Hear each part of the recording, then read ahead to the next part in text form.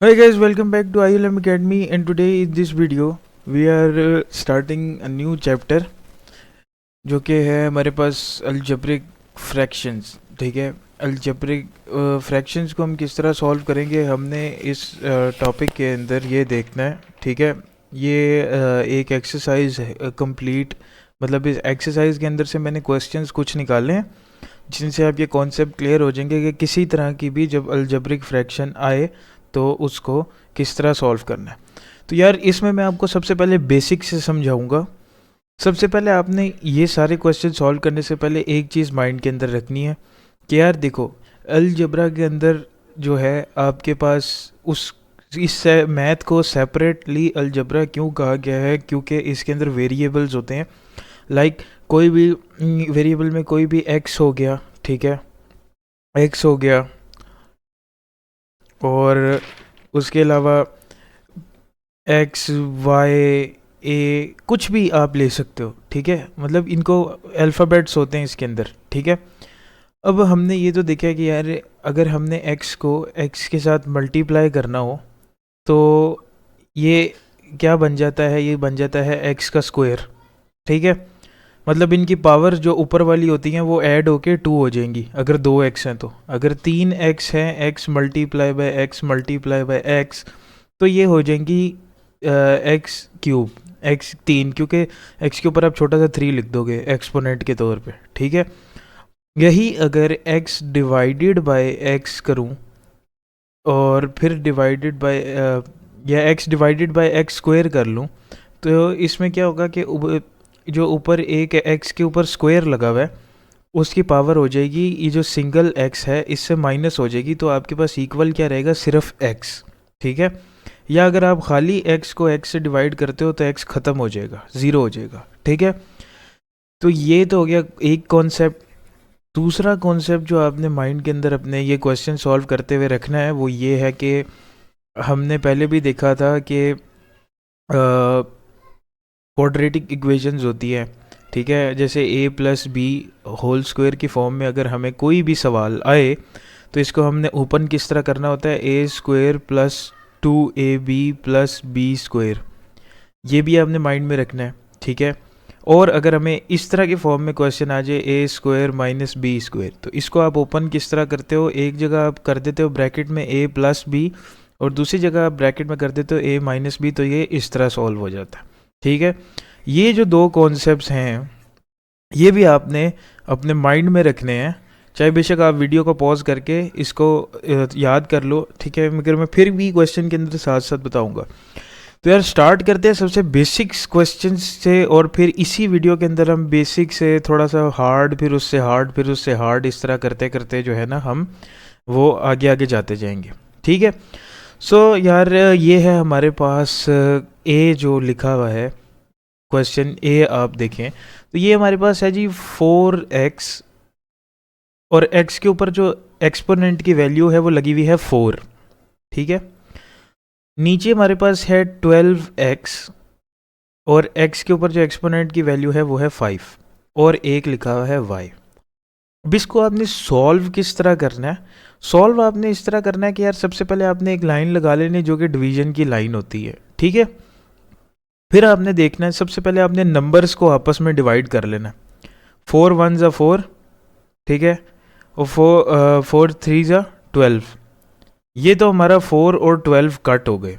ठीक है, पीछे अब आगे आ जाते हैं तो हमारे पास आ जाता है जी x, ऊपर x 4 है, नीचे x 5 है।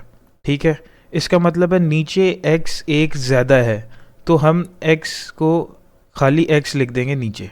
ठीक है, या अगर ऊपर x 3 होता और नीचे 5 होता तो हम x के ऊपर 2 लिख देते। ठीक है, माइनस करना है, 4 में से 5 माइनस करना है, तो अगर नीचे ज़्यादा बड़ी वैल्यू है तो नीचे लिखेंगे, अगर ऊपर x 5 और नीचे 4 होता तो x हम ऊपर लिखते और y हम एज इट इज़ लिख देंगे। तो ये हो गया जी हमारा ए पार्ट डन, यही इसका आंसर है, इससे फर्दर इसको सॉल्व नहीं करना। अब आ जाते हैं जी बी पे, थोड़े कॉम्प्लेक्स पे आते हैं। जैसे ये आ गया हमारे पास 16, फिर ए का क्यूब, और फिर बी की एक्सपोनेंट वैल्यू है 4, फिर नीचे आ जाते हैं जी 24, ए की वैल्यू है 5 और बी की वैल्यू है 2। ठीक है।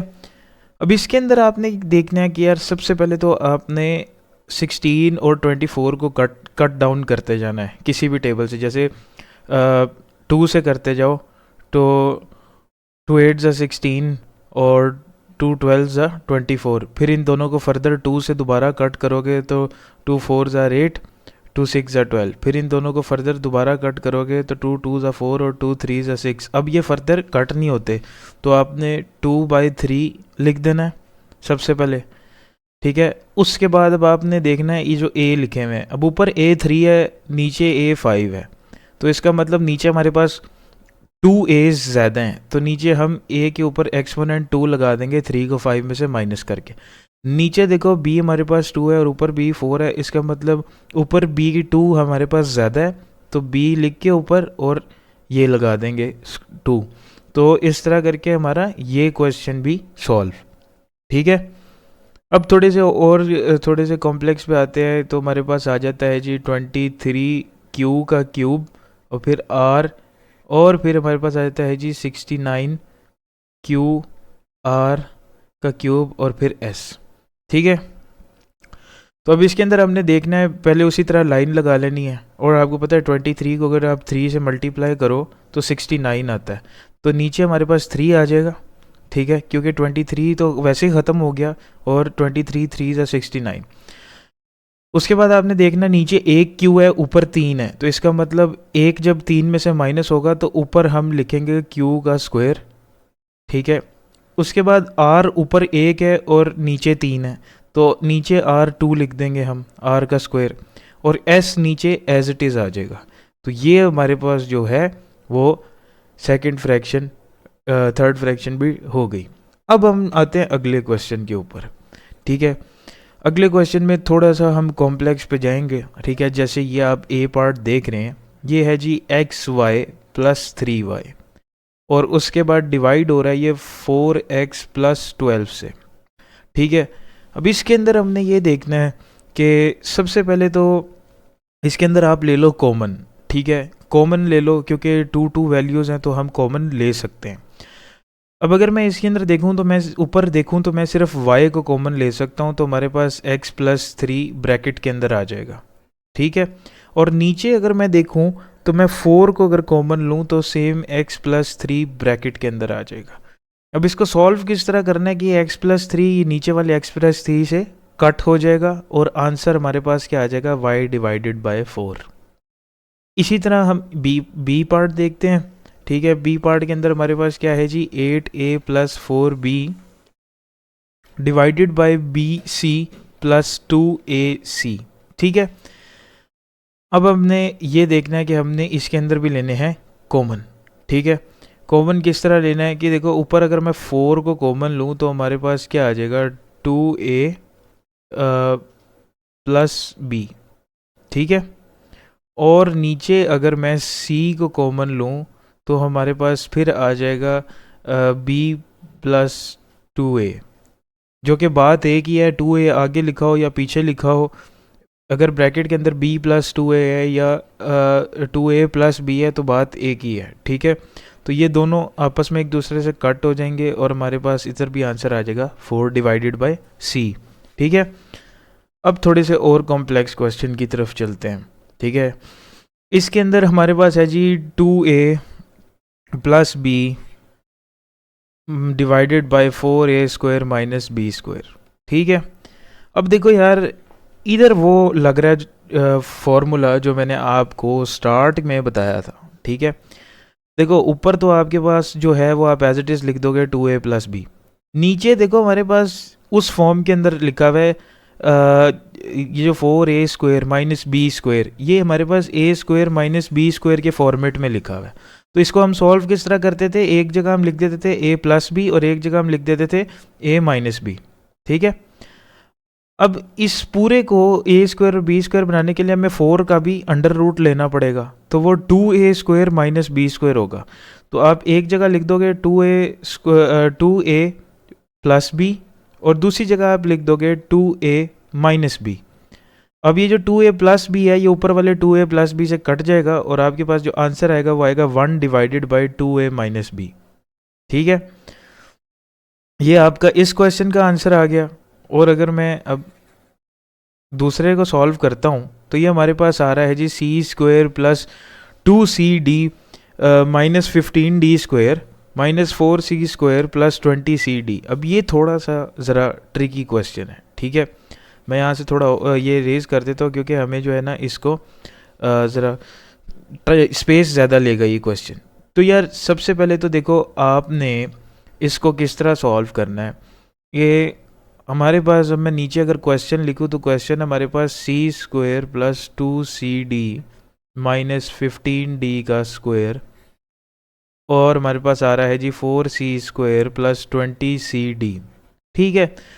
अब यार सबसे पहले तो ना, जिस तरह हमने पिछली वीडियोस के अंदर फैक्टराइज करना सीखा था कि हमारे पास अगर ये जो मैं सर्कल कर रहा हूँ इस फॉर्मेट के अंदर अगर सवाल आ जाए तो इसको आप फैक्टराइज कैसे करते हो। तो इसको आप फैक्टराइज करते हो यार कि आप देखते हो कि जो लास्ट नंबर है, ठीक है, ये लास्ट जैसे 15 है तो इसके आप फैक्टर्स बना लेते हो। जैसे 15 का अगर मैं फैक्टर बनाऊं तो अगर मैं इसको 3 मल्टीप्लाई बाय 5 करूं तो ये 15 बनता है। दो फैक्टर्स आ गए। और अगर मैं 3 में से 5 माइनस करूं तो सेंटर वाली वैल्यू भी हमारे पास आ जाती है जो कि है 2, ठीक है। तो आपने क्या करना है, यही दो फैक्टर्स पिक करने। तो पिक करने के लिए आप क्या करोगे जी, C²। अब आपने देखना आपको प्लस में चाहिए 2CD। तो आपने क्या करना है, बड़ा जो है ना 3 और 5 में से जो बड़ा है, 5 बड़ा है तो उसके साथ आपने प्लस लगा देना है 5CD प्लस फिर आप सॉरी माइनस आपने इसमें से कर देना है जी 3CD और माइनस 15D² आपने उसी तरह लिख देना है। और इसको आपने डिवीजन लाइन लगा देनी है 4C² प्लस 20CD उसी तरह आप लिख दो, ठीक है। अब आपने क्या करना है, अब आपने जो आपका मेन काम है वो आपने इसके अंदर सिर्फ अब कॉमन्स लेने हैं। क्वेश्चन अब मैं यहाँ से स्टार्ट करता हूँ, इस साइड से सेंटर में मैंने लाइन लगा दी है। अब हमने कॉमन्स लेने हैं। देखो C² और 5CD में अगर मैं कॉमन लूँ तो मैं क्या कॉमन ले सकता हूँ, मैं C को कॉमन ले सकता हूँ, ठीक है। तो अगर मैं C को कॉमन लूँ तो हमारे पास क्या आ जाएगा, C प्लस 5D, ठीक है, ये कॉमन आ गया। और अगर मैं इधर लूँ माइनस 15 माइनस 3D को कॉमन, तो हमारे पास क्या आ जाएगा, C प्लस 5D, ठीक है। अब देखो हमारे दो एक जैसे बन गए, ठीक है। अब काफ़ी लोग ये कन्फ्यूजन कर रहे होते हैं कि यार नीचे तो 3D माइनस 15D² लिखा है तो ऊपर आपने प्लस ब्रैकेट के अंदर प्लस क्यों किया। ब्रैकेट के अंदर मैंने प्लस इसलिए शिफ्ट किया क्योंकि देखो मैंने 3D के साथ माइनस लगाया हुआ है, ठीक है। तो जो ब्रैकेट के अंदर वाला होता है वो फिर चेंज हो जाता है साइन, ठीक है। अब नीचे भी आपने कॉमन ले लेना, जिस तरह मेरे पास 4C² और 20CD लिखा हुआ है। इसके अंदर अब आप देखना यार आप कॉमन क्या ले सकते हो, इसके अंदर मेरे हिसाब से आप कॉमन ले सकते हो 4C, ठीक है। तो 4C को आपने कॉमन ले लेना है, ठीक है। तो C प्लस 4 5 25D, नीचे भी आपके पास वही चीज़ आ गई। अब आपने क्या करना है, ये मैंने आपको पहले भी पिछले वीडियोस में भी सिखाया था कि ऊपर जिस तरह हमने क्वेश्चन को सॉल्व किया, दो ब्रैकेट एक जैसे बन गए हैं। तो आपने क्या करना है, एक जगह एक ब्रैकेट में आपने बाहर वाली वैल्यूज़ लिख देनी है जो कि है C माइनस 3D, और एक ब्रैकेट आपने जो दो एक जैसे हैं उनमें से कोई भी एक पिक करके लिख देना है C प्लस 5D, ये हो गया। और नीचे आपने एज इट इज़ 4C और C प्लस 5D लिख देना। अब ये जो एक C प्लस 5D है ये ऊपर वाले C प्लस 5D से कट हो जाएगा और हमारे पास जो आंसर आएगा वो, हमारा जो आंसर होगा वो होगा जी C minus 3D divided by 4C। ये हमारे पास इस क्वेश्चन का जो है वो आ गया है आंसर, ठीक है। अब चलते हैं इससे थोड़े और कॉम्प्लेक्स पे, ठीक है, जो कि हमारे पास ये पड़े हुए हैं, ठीक है। अब इसके अंदर हमारे पास जो है वो हमारे पास क्वेश्चन है 15A² डिवाइडेड बाई 8AB के ऊपर 3 लगा हुआ है और फिर C है मल्टीप्लाई बाय 4C और 5AB, ठीक है। तो सबसे पहले तो यार आपने ना इनको, मैं क्वेश्चन लिख रहा हूँ, ठीक है, फिर बताता हूँ कि आपने इसको सबसे पहले, मतलब इसके अंदर अगर आप क्रॉस में डिवाइड करना शुरू करोगे ना तो आप बहुत ज़्यादा कंफ्यूज होगे। सबसे पहले आप क्वेश्चन को सॉल्व करो, इतना जितना मैंने सर्कल लगाया है, ये वाला अभी भूल जाओ, ठीक है, सिर्फ अभी इतना सॉल्व करो, ठीक है। तो अगर मैं इतना सॉल्व करूं तो देखो 15 और 8 तो एज इट इज़ आ जाएंगे, क्योंकि ये तो किसी टेबल पे एक तरह से कट नहीं होते। और आगे अगर मैं देखूं तो हमारे पास आता है जी ए, और ए नीचे सिंगल ए लिखा हुआ है और ऊपर ए स्क्वायर लिखा हुआ है। इसका मतलब ये जब आपस में माइनस होंगे तो हमारे पास ऊपर सिंगल ए रह जाएगा, क्योंकि नीचे वाला ए के ऊपर वाले ए टू से माइनस हो गया। और नीचे हमारे पास बी थ्री है, वो एज इट इज़ रहेगा क्योंकि ऊपर कोई बी लिखा हुआ ही नहीं है, और सी भी एज इट इज़ रह जाएगा। तो समझो ये एक हिसाब ने सॉल्व किया। अब आपने दूसरे को सिर्फ इतना सॉल्व करना है, ठीक है, ताकि आप कंफ्यूज ना हो। तो दूसरे को देखो, तो वो दूसरे में कोई ऐसी चीज़ नहीं है जिसको आप इतना एक सॉल्व कर सकते हो ऊपर नीचे, ठीक है, कोई भी ऐसा कट कुट नहीं हो रहा। अब आपने क्रॉस में कट करना है। क्रॉस में मतलब यूं क्रॉस में, ये क्रॉस और फिर उसके बाद ये क्रॉस, ठीक है। तो अगर मैं 15A जो कि ये लिखा हुआ है और 5AB ये वाला, इसको अगर मैं कट करना शुरू करूं तो हमारे पास जो है वो क्या बचता है। देखो 5 बच कटा तो हमारे पास 1 हो गया, और 5 3 ज़ा 15 हो गया। ए और ए आपस में कट डाउन हो गए, 0 हो गए, तो नीचे हमारे पास क्या बचा, ओनली बी, ठीक है। अब जो जो बच जाए उसको सर्कल करते जाओ ताकि आपको याद रहे, ठीक है। अब इधर आपके पास अगर आप 4C को देखो तो 4 से आप 8 को कट कर सकते हो, तो हमारे पास आ गया 2, ठीक है। ये भी सर्कल हो गया, ये भी सर्कल किया, हमारे पास ये बचा हुआ है, ठीक है। और सी से कट हो गया तो पीछे हमारे पास b⁻³ ये रह गया, ठीक है।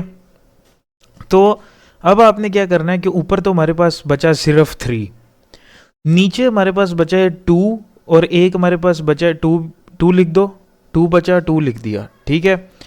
फिर उसके बाद हमारे पास बचा B3 है। अब B3 भी बचा है और एक B सिंगल भी बचा है, तो कहने का मकसद ये है कि B3 और मल्टीप्लाई बाय B बन रहा है, तो ये इक्वल्स क्या बन जाएगा, B4, तो B के ऊपर 4 लगा दो, ठीक है। इस तरह ये आपका क्वेश्चन सॉल्व। उसके बाद आप आ जाओ दूसरे क्वेश्चन की तरफ, तो हमारे पास है A-2B डिवाइडेड बाई 16, और फिर सेंटर में भी डिवाइड लगा हुआ है, और 4A-8 बाई डिवाइडेड बाई 24।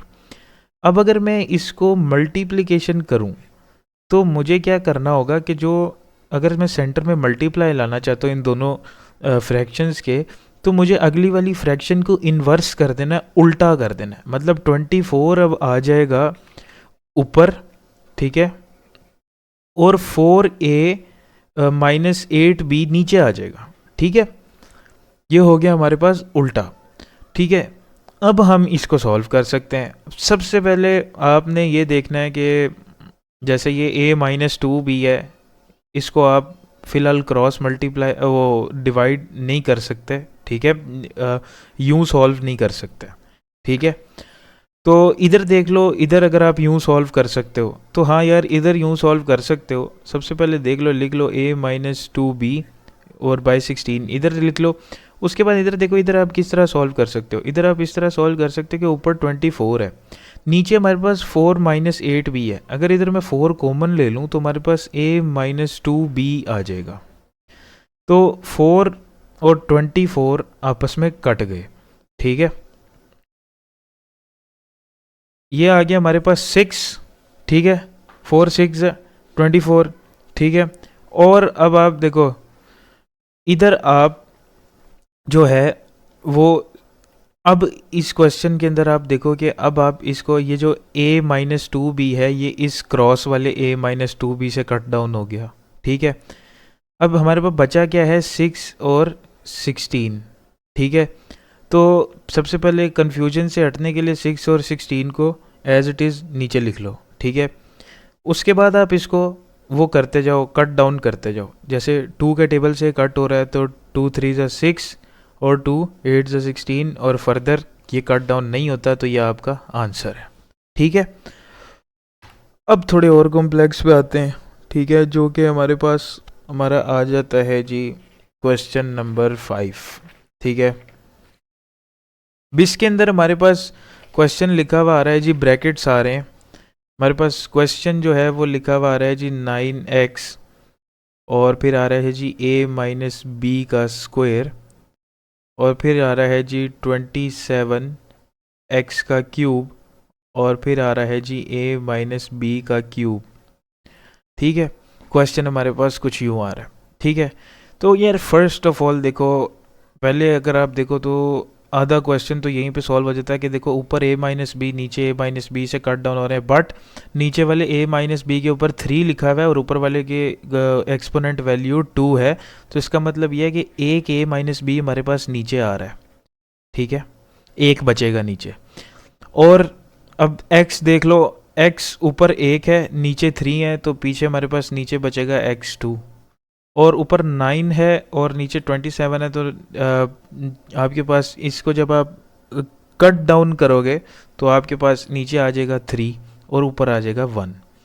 जब कुछ भी ना बचे तो ऊपर आपने 1 लिखना है, और ये आपका जो क्वेश्चन है वो हो गया सॉल्व। ठीक है, ओके जी। उसके बाद अब आपने जो है वो ये देखना है कि बी पार्ट जो है उसके ऊपर हम आ जाते हैं। ठीक है, बी पार्ट के ऊपर आपने अब क्या देखना है, बी पार्ट के ऊपर आपने ये देखना है कि हमारे पास आ जाए 7a का क्यूब, ठीक है, और a minus 3b exponent value है इसकी 4, 21a स्क्वायर, फिर b, फिर a माइनस 3b, और इसकी एक्सपोनेंट वैल्यू है 2। ठीक है, तो इसमें भी आपने इसी तरह करना है। सबसे पहले देखना है यार, ये देखो ये a माइनस 3b और ये a माइनस 3b कट हो गए। अब नीचे वाली छोटी थी, ऊपर वाली बड़ी, क्योंकि नीचे वाली की एक्सपोनेंट वैल्यू 2 थी, ऊपर वाली की 4 है, तो 2 में से 4 माइनस करा 2 बचा, तो ऊपर a माइनस 3b लिख के इसको ब्रैकेट में लिख के इसके साथ 2 लगा देना। अब देखो ऊपर कोई b है नहीं, तो नीचे b एज इट इज़ आ जाएगा। ठीक है, और देखो नीचे a का स्क्वायर है, ठीक है, और ऊपर a का क्यूब है, इसका ऊपर एक a ज़्यादा तो एक a लिख दो। और ऊपर देखो 7, और अगर हम 21 को कट करें तो ऊपर तो कुछ भी नहीं बचेगा, नीचे जो है वो 3 बचेगा। तो ये आपका a bracket a minus 3b square divided by 3b, ये आपका क्वेश्चन सॉल्व। ठीक है, अब आते हैं थोड़े कॉम्प्लेक्स क्वेश्चन के ऊपर, जैसे ये है, ये हमारे पास 3 वैल्यू, वैसे तो ये वाला क्वेश्चन मैं पहले एक करवा चुका हूँ ऐसा, मगर यह है कि मैंने कहा कि फिर ऐसा करवा देते हैं। ये थोड़ा लेंथी है, ये कंफ्यूजिंग भी ज़्यादा होगा, क्योंकि जो क्वेश्चन इसमें जितना लेंथी होगा वो उतना ज़्यादा कंफ्यूजिंग होगा। ठीक है, तो यार इसके अंदर वही है कि आपने क्वाड्रेटिक इक्वेशन में जिस तरह हम फैक्टराइज करते हैं ना, ये समझ लो कि एक क्वाड्रेटिक, ऊपर भी एक क्वाड्रेटिक इक्वेशन है और नीचे भी एक क्वाड्रेटिक इक्वेशन है। ठीक है, तो इनको आपने अलग अलग लेके फैक्टराइज करना है। अब अगर मैं खाली ये ऊपर वाली क्वाड्रेटिक इक्वेशन को देखूं तो हमारे पास जो है वो क्या बचता है, वो देखो सबसे पहले हमें अगर इनको फैक्टराइज करना है तो सबसे पहले हमें क्या करना पड़ेगा, लास्ट डिजिट जो कि 2 है और फर्स्ट डिजिट जो कि 3 है, इनको आपस में मल्टीप्लाई करना पड़ेगा। 3 2 सा क्या आ जाएगा हमारे पास 6। ठीक है, अब 6 के हमने कोई ऐसे फैक्टर बनाने हैं जिनको प्लस या माइनस करके 5 आए। तो अगर मैं 6 का बनाऊँ कि 6 मल्टीप्लाई बाई 1, ठीक है, तो अगर मैं 6 में से 1 को माइनस करूँ तो 5 भी आता है। इसका मतलब हमें ये वाले दो फैक्टर लेने हैं। तो सबसे पहले 3x स्क्वायर तो मैं एज इट इज़ लिख दूंगा। उसके बाद मुझे देखना है मुझे प्लस 5y चाहिए या माइनस 5y चाहिए। सेंटर में हमें प्लस 5xy चाहिए, तो हम क्या करेंगे, बड़ी वैल्यू, बड़ी जो कि 6 और 1 में से बड़ी 6 है, 6 के साथ प्लस लगा देंगे और आगे xy लगा देंगे, और इसमें से माइनस लगा के आगे हम खाली xy लगा देंगे, क्योंकि 1 लिखना ज़रूरी नहीं होता xy के साथ, और minus 2y square as it is. ठीक है, अब नीचे वाली को भी आप इस तरह सॉल्व कर लो। ठीक है, नीचे देखो, नीचे हमारे पास 4 और पहला डिजिट 4 और लास्ट डिजिट 2, उनको मल्टीप्लाई करके 8 आया। अब 8 के हमने फैक्टर बनाए तो 8 मल्टीप्लाई बाय 1, तो 8 1 ज़ा 8 होता है और 8 में से 1 माइनस करो तो 7 बचता है।